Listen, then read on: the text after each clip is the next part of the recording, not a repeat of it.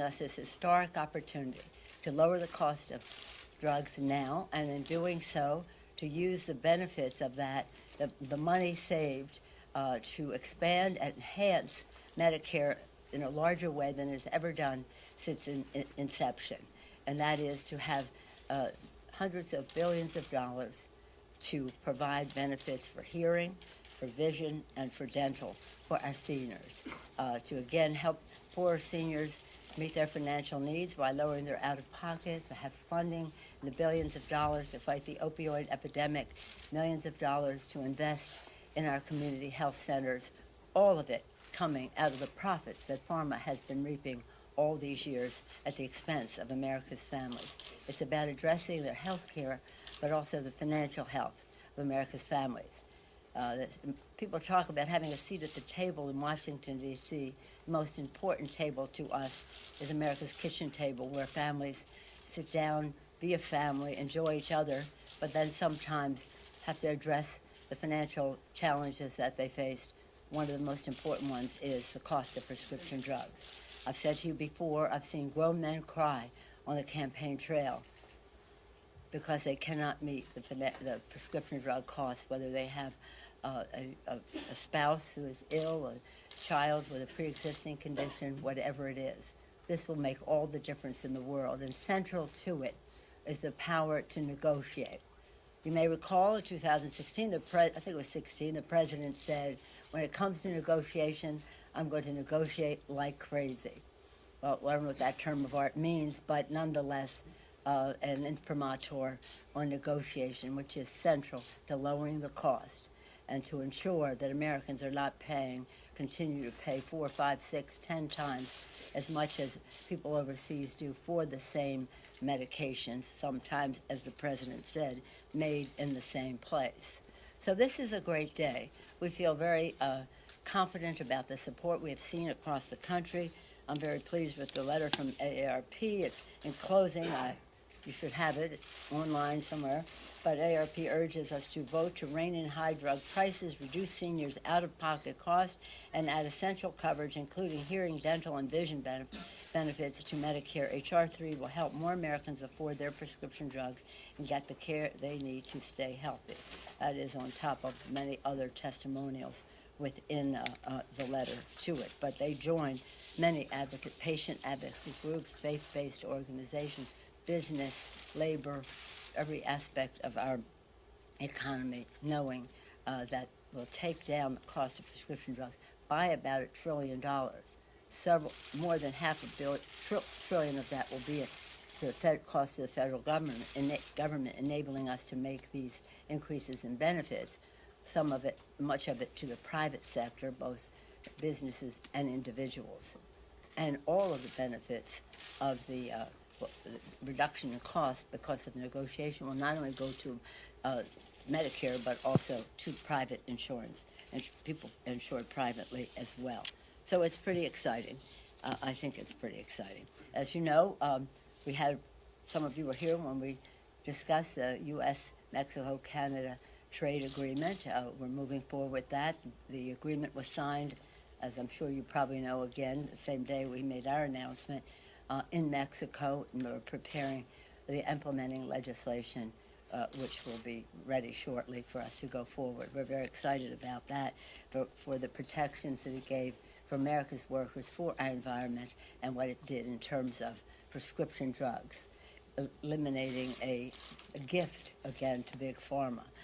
It also met our standard, crossed the threshold in a very important way to meet our standard for enforcement, which was one of the major problems of NAFTA. So I believe that it will be not only a good trade agreement, but a good template for future trade agreements, making it easier for negotiations as we go forward. I'm very pleased with that. Yesterday, we passed on the floor something that has been a generation in the making, the farm worker legislation. It really has a very sophisticated name. It's called Farm Workforce Modernization Act, and it's for jobs and health care for farm workers. And it was bipartisan, strongly bipartisan, so we look forward to sending it over to the Senate. We're empowering the farm economy, investing in the workforce of the future, protecting the health and safety of workers and their families, predicated on an agreement between farmers and growers. So it's about farmers and growers and a recognition of the importance of the farm economy to our country. That's another bill that we'll send over to the Senate, hopefully, another bipartisan bill. Over 275 bipartisan bills are sitting on the desk of the Grim Reaper, while he says all you're doing is impeachment. No, it's not all we're doing. We've sent you bills that have not only bipartisanship in the House, but also in the country. For example, the bipartisan background check bill supported by 90% of the American people. Paycheck Fairness, VAWA, Violence Against Women Act, Save the Internet Act, Equality Act, Ending Discrimination Against LGBTQ Community, Dream and Promise Act, keeping our promise to our dreamers, SAFE Act to protect our federal elections. Why would the Republicans not want to protect our federal elections? To whose advantage is that blocking? Raise the Wage Act, raising the minimum wage. Over 30 million people will get a raise. 20 of million, around 23 million of them are women, so it helps women again. The Butch-Lewis Act to protect our pensions, and climate action now. So we have, and then many, many other pieces of legislation that are sitting there on his desk as he whines about us, what we're doing here, while he does nothing there. On appropriations, that's the most important thing because that affects our schedules now, doesn't it? Chairwoman Lowy and the Appropriations Committee have been working really tirelessly. I don't think they ever sleep. They're adhering to my motto, resting is rusting. They just have to keep on working all the time. Unfortunately, we have not a similar commitment on the other side, but we're hoping to do so. We're hoping to reach a place this morning, in fact, to see just how close we are to passing a real bill instead of having a CR. But we are not going to have a shutdown of government. We've got to be determined, though, to get it done. And there's nothing as dispositive of getting it done than the clock, because we have until the end of next week. But in order to get there, we have to finish in the House in a timely fashion so the Senate has time to get its job done. We are legislating, as you know, we have been investigating, and we are litigating. We had 2 court cases in our favor yesterday and the day before on the use of funds, appropriated money for the law, ruling in our favor. So with that, busy day. We're going to pass this bill. It's going to be just a triumph. So I wish you could see the support for it across the country. I think that it is going to be too hot to handle for the Republicans not to do it. But we gave them their substitute today, which is a nice little bill, incrementalism, but completely avoiding the heart of the matter, the power to negotiate for lower prices. Nancy? As you probably know, the president is calling this impeachment light because there are only 2 articles of impeachment. He says there's no crimes in here. The president is wrong. That, what can I say? We have put forth our articles of impeachment. I'm very proud of all the committees. 6 committees have been working on this for a very long time. This is nothing swift about it, but it is urgent. And so we will be bringing the articles. The committee will work on it today. As you know, I don't know if it's this morning or this afternoon. That depends on the pace in the committee. And then next week, we'll take up something. But you yourself accused him of bribery. Why did you decide not to make bribery one of the articles of impeachment? I myself am not a lawyer. Sometimes I act like one. Not as often as I act as a doctor. I practice medicine on the side without benefit of diploma, too. This is a decision that was recommended by our working together with our committee chairs, our attorneys, and the rest. So the articles are what they are. They're very powerful. They're very strong. And they are a continuation of a pattern of misbehavior on the part of the president. People are realizing when they see what that was, they think, the public thinks, that they should be determining who the President of the United States is, not some foreign power. They think that no one is above the law. We think, and say the they, that the President should be held accountable. Abuse of power, obstruction of Congress, that is the form it will take. It's no use having a discussion here. This is a discussion we will take to the floor of the Senate. Madam Speaker, what is your message to those moderate Democrats who are undecided and who are concerned that a vote for impeachment could backfire on them politically? I have no message to them. We are not whipping this legislation, nor do we ever whip something like this. People have to come to their own conclusions. They've seen the facts as presented at in the Intelligence Committee. They've seen the Constitution as they know it. They take an oath to protect and defend it, but they see the constitutional experts speak about it. They'll make their own decisions. I don't say anything to them. Chad?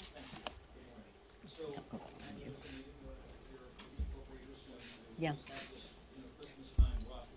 Yeah. What is different this time? What's the particular challenge with appropriations? Because I knew it was a meeting with the CHC yesterday. They all talked to me about detention of migrant treatment and the border wall. It seems like some of these issues are basically the same as what we were dealing with last year, and that nothing has changed in a year's time. Well, you're talking about two things in the bill. The bill is a product of a CAPS agreement that I made with the administration that lifted our opportunity both to make sure we were adequately defended in our country, and we passed that bill yesterday in the authorization.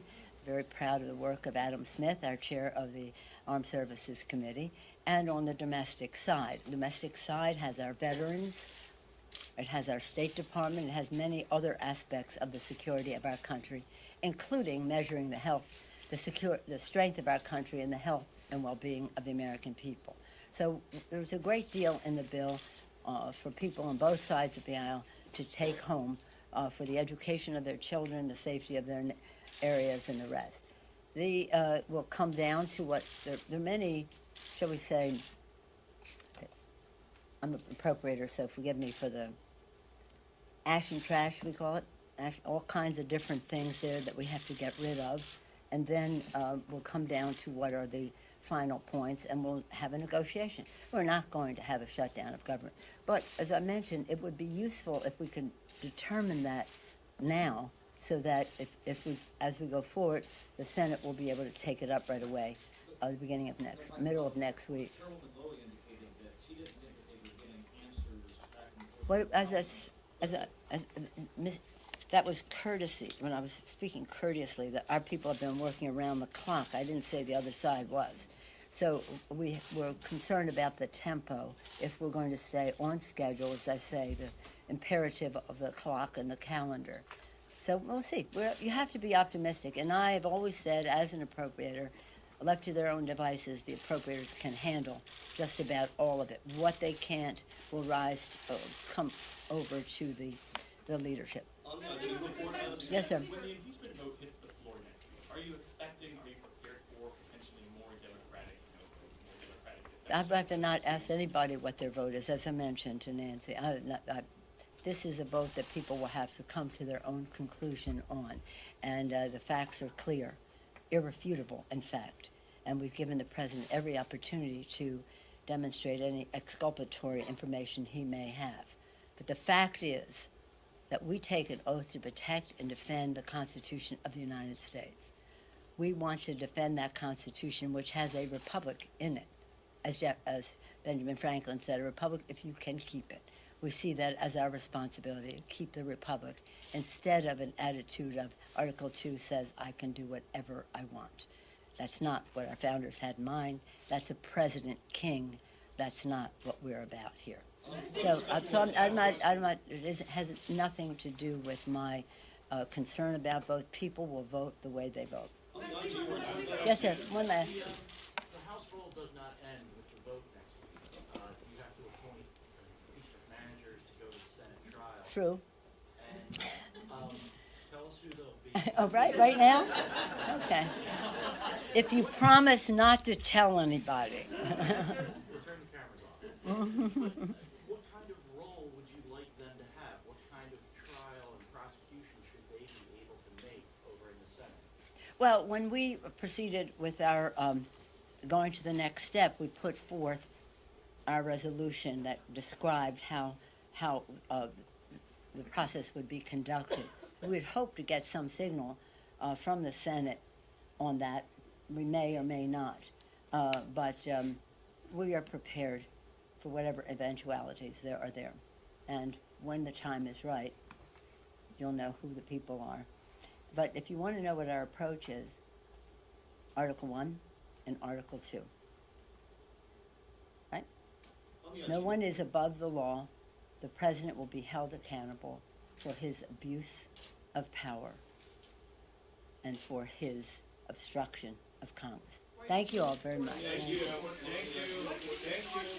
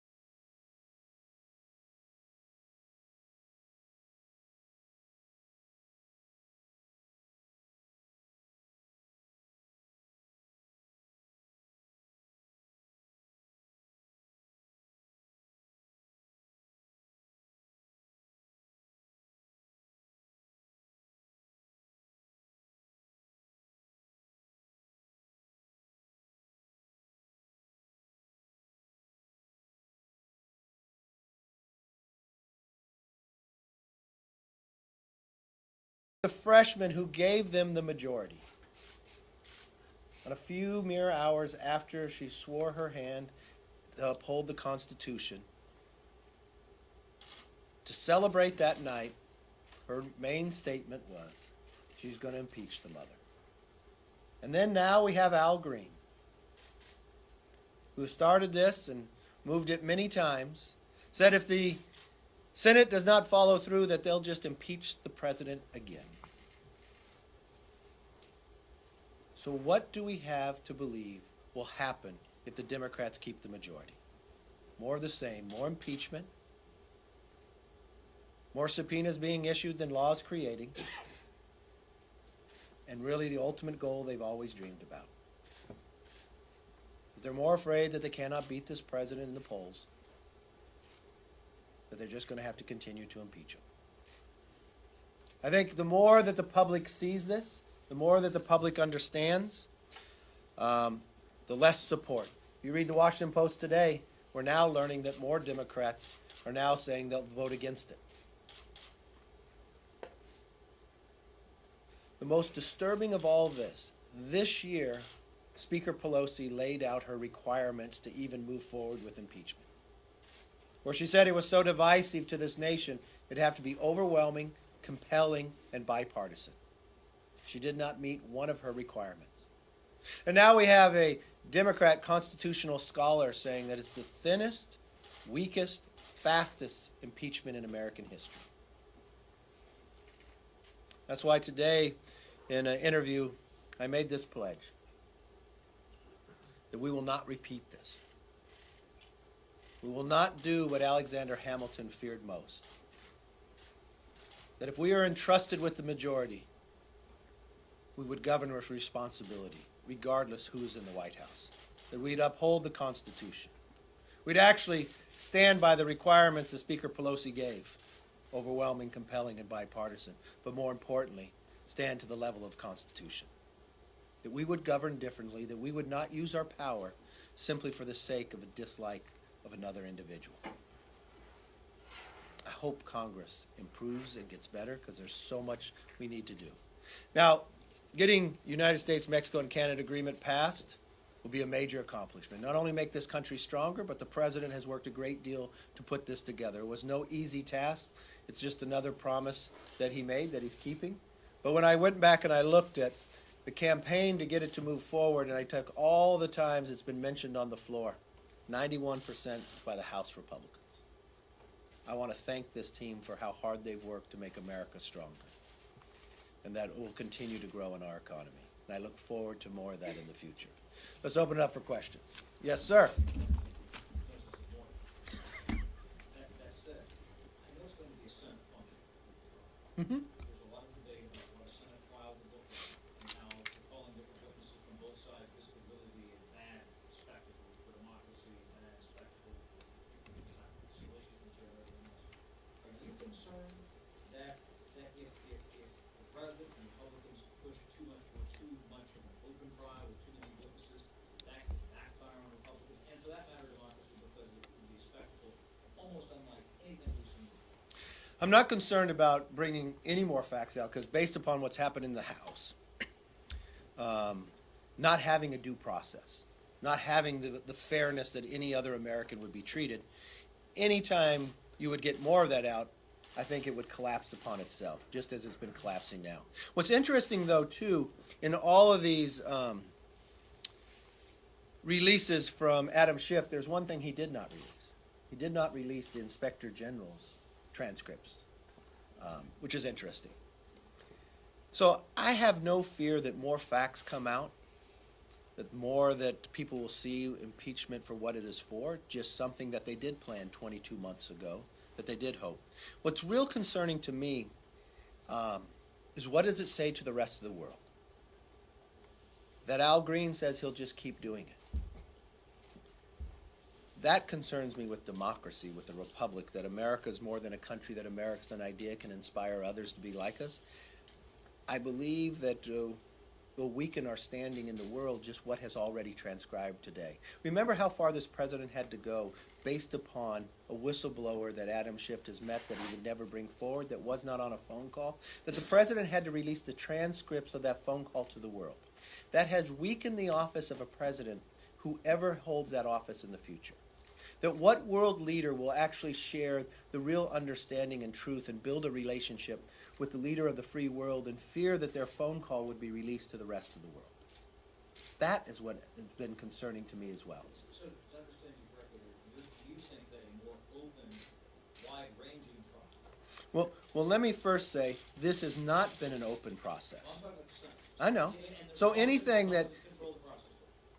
first of all, I don't think there's enough facts to even move it to the Senate. I'm now hearing that Democrats are leaving and want to vote against impeachment. I understand that the progressive side of this that has spent a lot of money. I mean, Tom Steyer spent more than $100 million trying to build for impeachment more than 2 years ago. So I'm sure there's a lot of money and political pressure to try to get people to vote for something different than what the facts state. If it goes over to the Senate, I don't think it should have to last that long because there are no facts there to uphold impeachment. The 2 articles that they have, I don't think stand on any merit itself. But whatever they decide to bring forth on a defense, I have no fear. Because I know if you had a fair process, we'd never be here. If the Speaker had waited 48 hours for the transcript, we'd never be going through this nightmare. And for a basis that those of maybe they're sitting in the Democratic Party, maybe they ran for office, maybe they were sworn in the night to become a new member of Congress and they pledged they were going to impeach the president, I wish they'd take one pause and think as an American. What does it do to the country? Take all personalities out of it. Are you making the country stronger or weaker? What are you doing to democracy and freedom around the world? Of those who inspire to be like us, simply for your own political gain or desire. It's about a moment of time to put people before politics, and they have never shown their willingness to do that based upon her own admission by the Speaker that she has planned this for 22 months. She had set her chairmanship up about it for 22 months. She had had her freshmen on the day they were sworn in talk about it. But who has failed in all this? The American public. We'd be stronger as an economy. We'd be stronger in our beliefs around the world. We'd be admired greater, and we'd have a stronger presidency from the standpoint of a relationship with other leaders that they can trust, that they can talk to them, that they would not have to release a transcript. What else you want to know? Yes, ma'am. House Republicans are planning to whip this vote on impeachment. Are you prepared to lose some House Republicans in this vote, and what is your message to those Republicans? I really don't know that we're whipping this vote. I don't think there's a need to whip the vote. If you watch the impeachment inquiry, the only bipartisan vote was no. If you watch what has come forth since that, there's no reason to change that vote.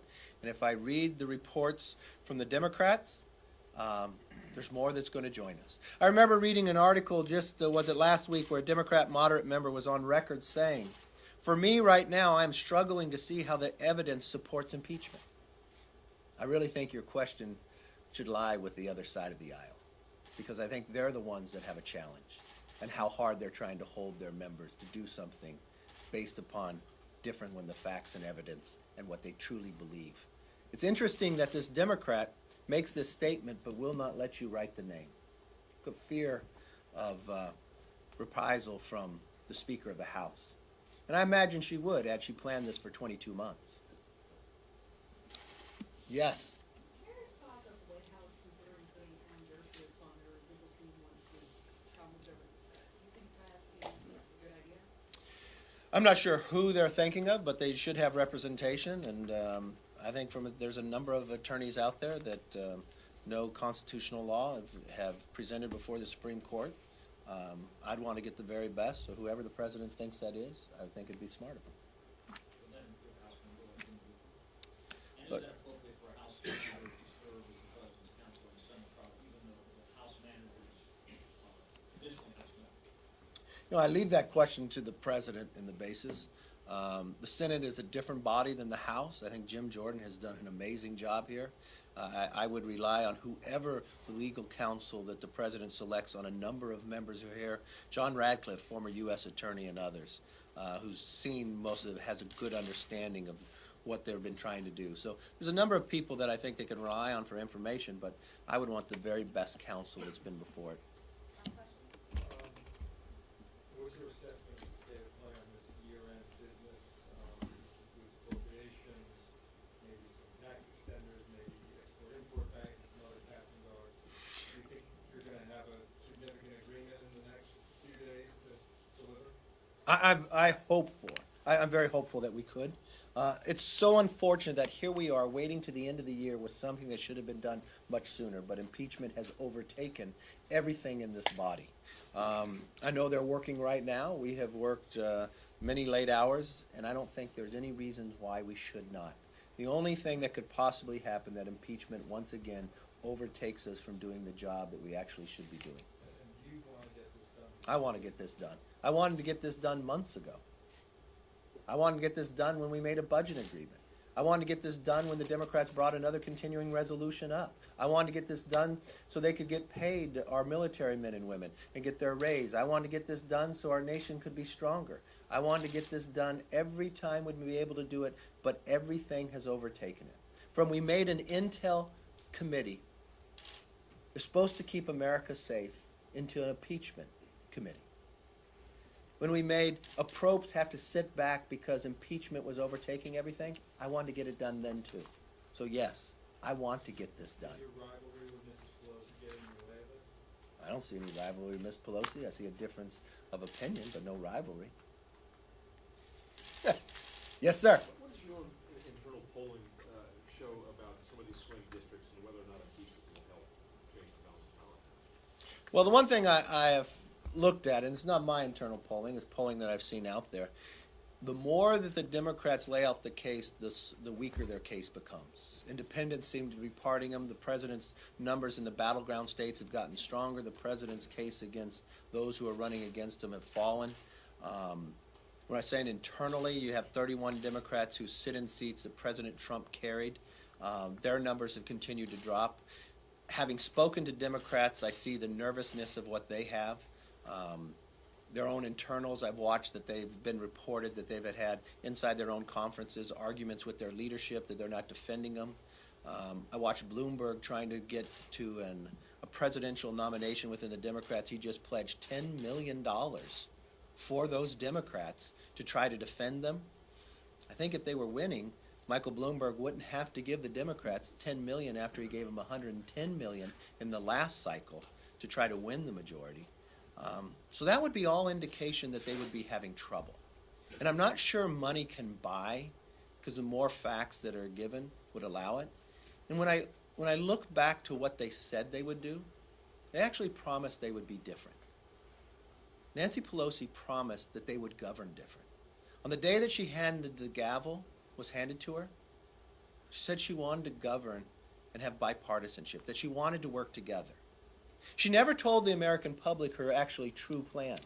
She shared it this week when she said she had been planning for this for 22 months. But what was interesting, when she became speaker, she didn't share that with the American public. Now, she had governed based upon her plan for the last 22 months. But it seems to me a little odd. Adam Schiff once again found in another lie about when he asked the vice president to move forward on a transcript. It's interesting in the Inspector General report on what Adam Schiff said earlier in the FISA report in 2018. So it really goes to show that, yes, they did have a plan for 22 months, and they would do anything to carry it out. They would lie, they would misinform, but they always stayed to their timeline. The facts did not bring it there, but they kept their timeline. That's the one thing that they stayed with. Thank you.